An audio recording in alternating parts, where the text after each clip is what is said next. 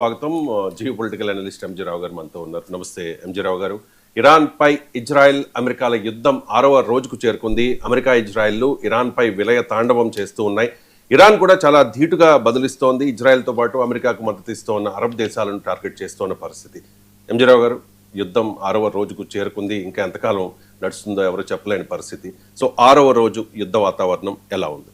Yes అండి, ఫిబ్రవరి 28వ తారీఖున మొదలైన ఈ ఇరాన్ అమెరికా ఇజ్రాయెల్ యుద్ధం 6వ రోజులోకి ప్రవేశించింది. 6వ రోజుని గత 24 గంటల్లో చెప్పుకుంటే అవి ఏ పదాలతో కూడా చెప్పాలో కూడా అర్థం కాని పరిస్థితి. అది ఒక విలయ తాండవం, ఒక మృత్యు తాండవం అనేది జరుగుతుంది. ఆధునిక యుద్ధ తంత్రం యొక్క అంటే మోడర్న్ వార్ఫేర్లో ఎటువంటి మోడర్న్ యుద్ధ ఆయుధాలు అక్కడ వాడతారనేది తెలుస్తుంది. ఒక వినాశనం జరుగుతుంది, ఎన్నో ఆస్తుల వినాశనం, ప్రాణ నష్టాలు జరుగుతుంది. ఒక రకంగా ఫస్ట్ మనం ఈ అమెరికా ఇజ్రాయెల్ విలయ తాండవం ఎలా ఉందంటే అవి విధ్వంసాన్ని సృష్టిస్తున్నాయి అన్నమాట. ఎంతటి విధ్వంసం అంటే అమెరికా ఇజ్రాయెల్ చేసేది ఏంటంటే ఒక 100లాది యుద్ధ విమానాలు F-35, F-22, ర్యాప్టర్స్, F-15 ఈలు, B-1 లాన్సర్స్, B-2 స్పిరిట్, తర్వాత B-52 స్ట్రాటస్ ఫోర్స్ అని యుద్ధ విమానాలు రంగంలో ఉన్నాయి. ఇవేంటంటే ఇరాన్ని అంటే 16,52,000 చదరపు కిలోమీటర్ల ఉన్న ఇరాన్ని అవి ఏంటంటే దాన్ని సర్వనాశనం చేపిస్తున్నాయి అనమాట. అంటే ఇంకా ఇరాన్ను ఏ విధంగా కూడా తెములుకోకూడదు అన్నట్టు ఏం చేస్తున్నాయి అంటే ఇజ్రాయెల్ ముఖ్యంగా ఇరాన్ రాజధాని టెహరాన్లో విధ్వంసాన్ని సృష్టిస్తుంది. కొన్ని వందల డజన్ల కొద్దీ యుద్ధ విమానాలు వెళ్ళి ఇరాన్లో ఇన్ఫ్రాస్ట్రక్చర్ అంటే మానవులకు అవసరమైన అక్కడ ఇన్ఫ్రాస్ట్రక్చర్ మౌలిక సదుపాయాల మీద అక్కడ పెద్దగా దాడి చేస్తుందని తెలుస్తుంది. అక్కడ ఇంటర్నేషనల్ ఎయిర్పోర్ట్ని దారుణంగా బద్దలు కొట్టిన, అక్కడ రన్వేస్ని సర్వనాశనం చేసినట్టుంది. అక్కడ విమానాలు ఆగున్న దాన్ని కూడా బద్దలు కొట్టినట్టు తెలుస్తుంది. అక్కడ ముఖ్యంగా పైప్ లైన్లు అనేవి, వాటర్ ఫెసిలిటీస్, పవర్ సోర్సెస్ని టెహరాన్ నగరాన్ని అంధకారంలోకి గెంటబోతుందన్నమాట. టెహరాన్ నగర్లో ప్రభుత్వ భవనాల మీదే అటాకులు చేస్తుంది. అంటే అది చాలా దారుణం. అక్కడ ఆయుధ మందుగుండి సామగ్రిని మీద ముందుగా అటాక్ చేస్తుంది. దీంతో పాటు ఇరాన్లో ఉన్న ఇప్పుడు అమెరికా ఇజ్రాయెల్ జాయింట్ ఆపరేషన్ నడుస్తున్నాయండి.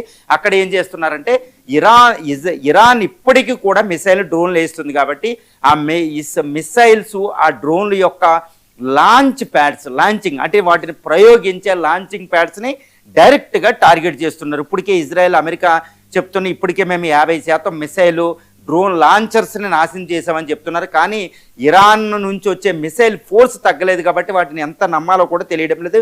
అంటే వాళ్ళు మిసైలు డ్రోన్ లాంచర్ని నాశనం చేస్తున్నా ఇరాన్ రిప్లేస్ చేయగలుగుతుందంటే అది మ్యానుఫ్యాక్చరింగ్ ప్రాసెస్ కూడా అక్కడ ఉందనేది అర్థమవుతుంది. ఇలా అయితే సంవత్సరాల కొద్దీ ఇరాన్ యుద్ధ తంత్రం చేయగలిగే స్థితి ఉందని ఆందోళన వ్యక్తం చేస్తున్నారు.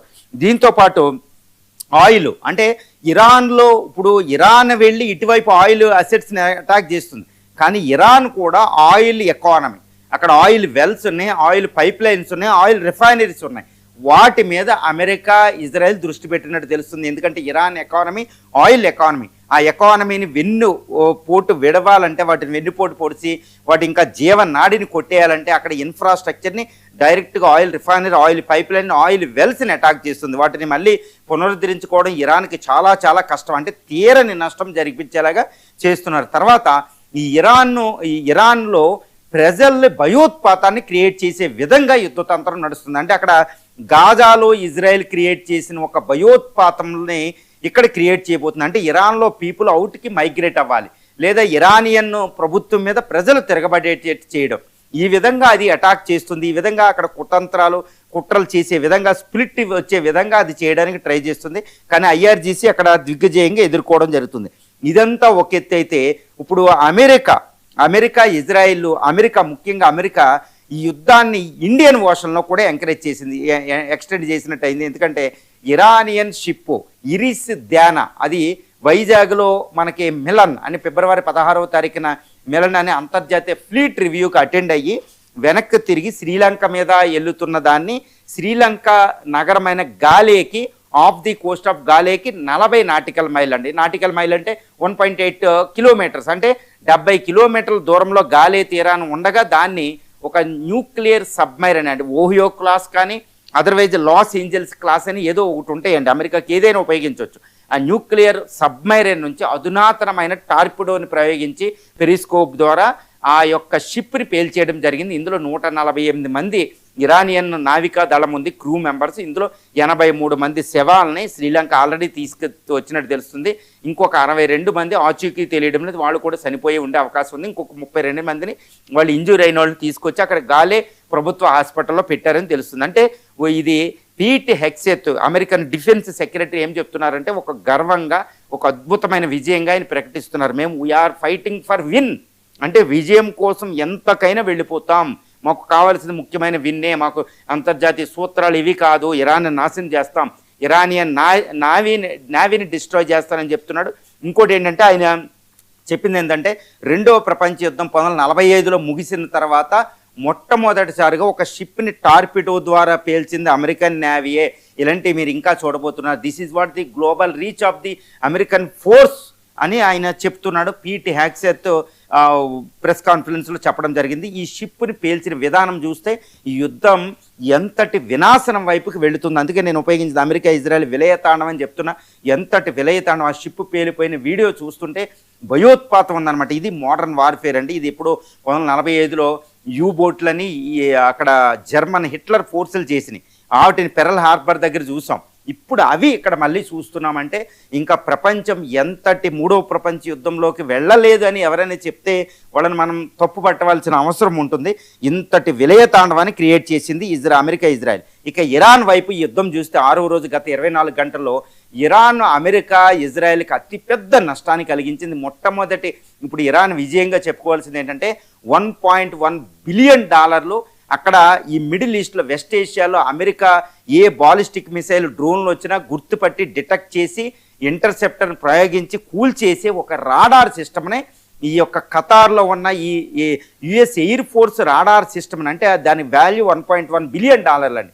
దానిని అంటే సుమారు ఇప్పుడు చెప్పాలంటే 10,000 కోట్లు 11,000 కోట్లు దానిని నాశనం చేసిందని ఒక డ్రోన్ ద్వారా పేల్చేసింది ఇరాన్. అంటే ఎంతటి విధ్వంసం అక్కడ జరిగిందో చూడండి. ఇప్పుడు దానివల్ల నష్టం ఏంటంటే $1.1 బిలియన్ కాదు, ఇక నుంచి మిడిల్ ఈస్ట్లో ఏ బాలిస్టిక్ మిసైల్ వచ్చినా డ్రోన్లు వచ్చినా దాన్ని గుర్తుపట్టలేని పరిస్థితి. అంటే ఒక గుడ్డివాడిగా అమెరికా యుద్ధం చేయాలన్నమాట. అంటే వచ్చే 24 గంటల తీవ్రమైన నష్టం చేయబోతుంది. ఎందుకంటే దాన్ని పునరుద్ధరించాలంటే అట్లీస్ట్ 48 అవర్స్ పడుతుంది. అంటే వచ్చే 48 గంటల్లో ఏ బాలిస్టిక్ మిసైల్ ఎక్కడి నుంచి వస్తుందో కూడా తెలియదు అమెరికాకి.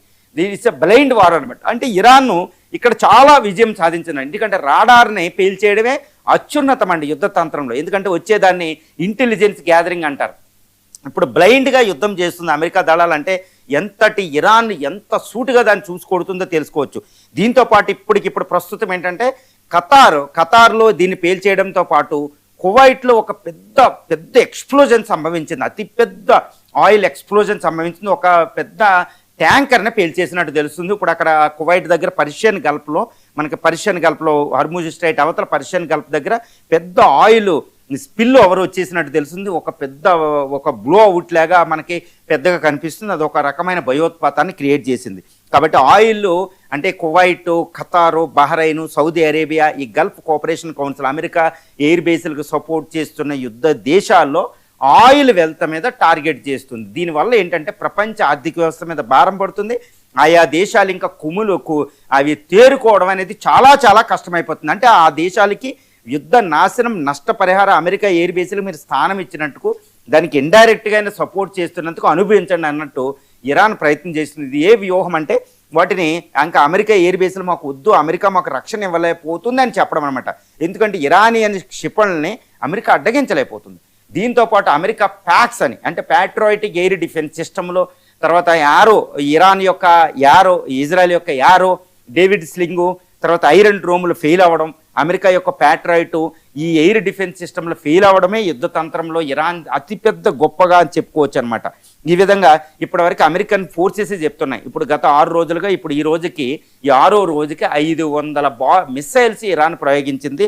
తర్వాత 2000 డ్రోన్లు ఇప్పటివరకే ప్రయోగించింది అని చెప్తుంది. దీంట్లో మేము 80% మేము ఇంటర్సెప్ట్ చేయగలిగాం. 90% అంటే 10% తగిలిన అంటే 50 బాలిస్టిక్ మిసైల్ తగిలి అదే 10% అనుకున్న 200 డ్రోన్లు తగిలితేనే అంతటి వినాశనం ఉంది, అన్ని ఇంటర్సెప్ట్ చేసిన అదొకటి. తర్వాత ఈ విధంగా చూస్తే ఇంకోటి ఏంటంటే ఇజ్రాయిల్ మీద ఇరాన్ ఏంటంటే మహా విధ్వంసం డ్రోన్లు, ఈ హైపర్సోనిక్ మిసైల్స్ అంటే ఫత్తా, తర్వాత సిజిల్ లాంటి మిసైల్స్ని ప్రయోగిస్తుంది. 2000 కిలోమీటర్ల అవతలనే ఇజ్రాయిల్. ఇప్పుడు అమెజాన్ కూడా చెప్తుంది అమెజాన్ యొక్క డేటా సెంటర్ని అంటే ఐటీ దాని ఇరాన్ ఇజ్రాయెల్ ఎకానమీకి అనేది ఐటీ అనేది చాలా కీలకం అనమాట. ఆ డేటా సెంటర్ని అటాక్ చేసినట్టు తెలుస్తుంది. అంటే ఐటీని ఎకానమీని బద్దలు కొట్టడం అనమాట. తర్వాత ఈ కమాండ్ కంట్రోల్ సిస్టమ్స్ని బద్దలు కొడుతుంది. ఈ హైఫా, తర్వాత నజరాత్, జెరూసలేం, ఈస్ట్ జెరూసలేం, ఇరాన్ కంట్రోల్లో ఉన్న జెరూసలేం పార్టు, తర్వాత రాజధాని టెల్ అవీవ్, ఈ కోస్టల్ సిటీ మీద, టూరిస్ట్ స్పాట్ల మీద, హిస్టోరికల్ సిటీ మీద ఇరాన్ దాడి చేస్తుంది. తర్వాత అక్కడ ఆర్మీని హెడ్ క్వార్టర్స్ని, తర్వాత మొసాద్ హెడ్ క్వార్టర్స్ని అటాక్ చేస్తుంది. ప్రజలందరూ బంకర్లో ఉండే పరిస్థితి అనమాట. ఇజ్రాయెల్లో ప్రజల్లో ఒక రకమైన ఆందోళన మొదలైందని అక్కడ చెప్తుంది. ఎందుకంటే ఇజ్రాయెల్ యొక్క ఎయిర్ డిఫెన్స్ సిస్టంలో ఫెయిల్ అవ్వడమే యుద్ధంలో గొప్పగా చెప్పుకోవచ్చు. ఎందుకంటే అధునాతనమైన ఐరన్ డ్రోమ్లు ఫెయిల్ అవ్వడం అనమాట. ఈ విధంగా ఇరాన్ అనేది అమెరికా ఇజ్రాయెల్ విలయతాండవం చేస్తుంటే ఇరాన్ మృత్యుతాండవమే చేస్తుందండి. ఎందుకంటే 14 దేశాలు ఇప్పుడు ఇండియన్ ఓషన్లోకి యుద్ధం 6వ రోజు అతిపెద్ద విషయం ఏంటంటే 6వ రోజు యుద్ధంలో ఈ యుద్ధం వెస్ట్ ఏషియా, అంతకుముందు సైప్రస్, యూరోప్లో కాస్త ఎంటర్ అవ్వడం, ఇప్పుడు ఇండియన్ ఓషన్లోకి అంటే ప్రపంచంలో 3వ అతిపెద్ద మహాసముద్రం, అంటే ప్రపంచంలో సూపర్ పవర్ పాలిటిక్స్ ఉండే ఇండియా, చైనా, ఇటు రష్యా, అమెరికా, బ్రిటన్, ఫ్రాన్స్, ఈ ఫోర్సెస్ అన్నీ ఉండే ఇండియన్ ఓషన్లోకి ఇది ఎంటర్ అయింది. ఎందుకంటే అమెరికన్ సబ్మెరైన్ ఈ ఇరిస్ అని ఇరానియన్ షిప్ని ముంచేయడం అది అత్యున్నత గొప్పగా అమెరికా చెప్తుంది. అది నిజంగా గొప్పదే. కానీ ఇప్పుడు ఈ 6వ రోజు యుద్ధానికి గత 24 గంటల అంతకు 6 రోజులుగా ఇప్పుడు యుద్ధంలో ఎవరు ముందు అని మళ్ళీ ఒకసారి మనం బ్రీఫ్గా అసెస్మెంట్ చేసుకుంటే, ఒకసారి పరిశీలిస్తే ఇప్పుడు ఇజ్రాయెల్ అమెరికా ఎంత విలయతాండవం చేసినా సుప్రీం మిలిటరీ ఫోర్స్ అండి, చాలా పెద్ద ఫోర్స్ అనమాట. కానీ ఆ ఫోర్స్ ఇంత నాశనం చేసినా ఇప్పటికీ ఈ తర్వాత అమెరికా ఇజ్రాయెల్ చెప్తున్న వందలాది యుద్ధ విమానాలతో B-2 బాంబర్లతో మేము వెళ్ళి వాళ్ళని అటాక్ చేస్తున్నాం, మిసైల్ లాంచర్లని, డ్రోన్ సిటీలని బద్దలు కొడుతున్నాం అని చెప్పిన మరి ఇరాన్ వందలాది మిసైల్స్ని, వేలాది డ్రోన్ని ఇప్పటికీ ప్రయోగించగలుగుతుంది. ఈ 14 దేశాల్లో ఉన్న ఎయిర్ డిఫెన్స్లు నాశనం చేసి, రాడాలు నాశనం చేసి, యుద్ధ విమానాలను పడగొట్టి ఇప్పటికీ మీరు ఎన్ని దాడులు చేసుకున్నా మేము దాడి చేయగలుగుతున్నాం అని ఇరాన్ చెప్తుంది, ఒక బలహీనమైన దేశం. కాబట్టి ఈ విషయంలో బలహీనమైన దేశం బలవంతమైన దేశాన్ని ఒక్క దెబ్బ కొట్టినా వాడు 10 దెబ్బలు కొట్టినా బలహీనమైనదే విజయం అని చెప్పొచ్చు.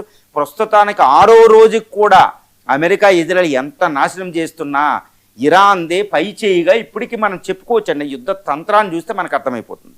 రైట్. ఇక 100 రోజుల ఈ మహాయుద్ధానికి